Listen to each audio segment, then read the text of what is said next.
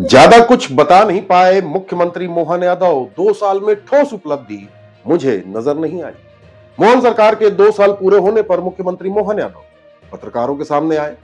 उम्मीद थी कि 2 साल की उपलब्धियों की लंबी सूची सामने रखेंगे, लेकिन प्रेस कॉन्फ्रेंस ने उल्टा एक और सवाल खड़ा कर दिया। क्या सरकार के पास गिनाने लायक कोई ठोस उपलब्धि है भी या नहीं? योजना आज बनी, उसके जब नतीजे आएंगे तब हम उपलब्धि की बात करें।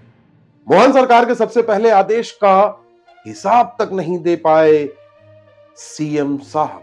आपको याद होगा 13 दिसंबर 2023 मुख्यमंत्री के पद संभालने के बाद उनका पहला आदेश डीजे की तेज आवाज पर रोक, खुले में मांस की बिक्री पर रोक आदि आदि।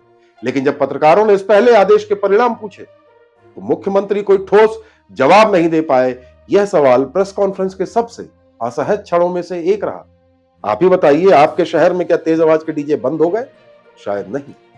इन्वेस्टर समिट को लेकर संभावनाओं की बात की गई, लेकिन नतीजों पर खामोशी ही नजर आई। सीएम ने इन्वेस्टर समिट के आंकड़े जरूर गिनाए, पर वह भी सिर्फ संभावित निवेश तक सीमित रहे।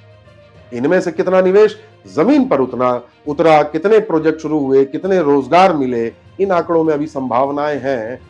ठोस जवाब की अपेक्षा अभी भी है मुख्यमंत्री जी से। लॉ एंड ऑर्डर यानी कानून व्यवस्था पर बात करते हुए मोहन ने नक्सलियों के आत्मसमर्पण की बात की, पर भ्रष्टाचार पर चुप्पी साधे रहे।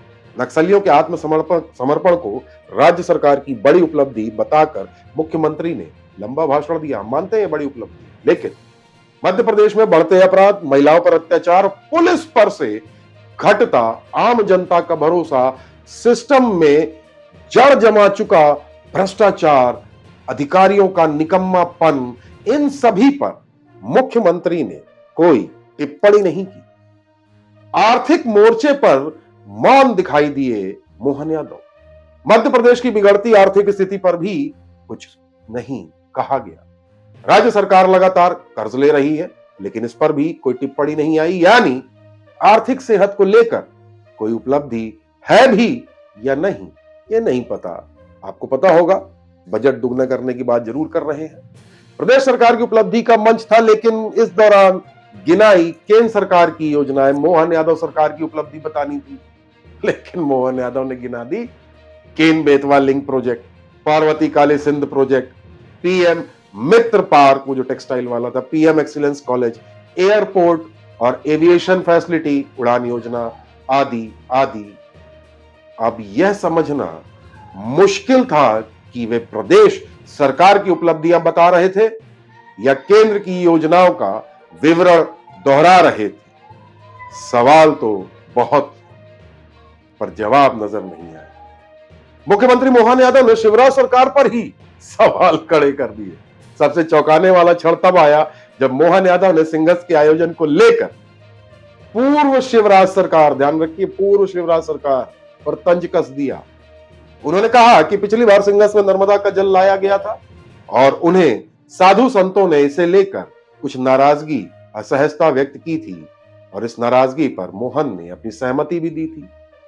साधु संतों ने कहा यदि नर्मदा जल पे स्नान करना ही है तो ओंकारेश्वर में कर लेंगे, सिंघस में उज्जैन आने की क्या आवश्यकता।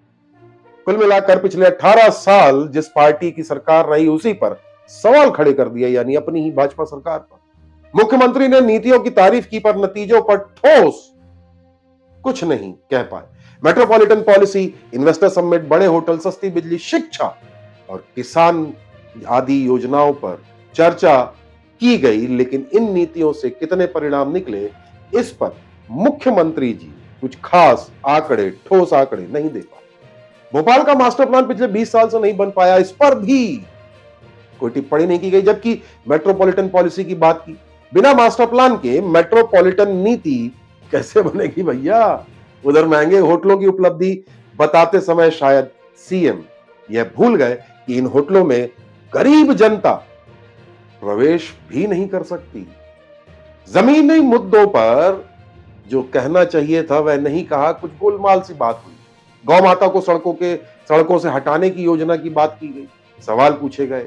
लैंड पूलिंग पॉलिसी हो, खाद्य संकट हो, बिगड़ती स्वास्थ्य सेवाएं हो, इन मुद्दों पर भी मुख्यमंत्री मोहन यादव जवाब देने से या कुछ भी कहने से बचते नजर आए।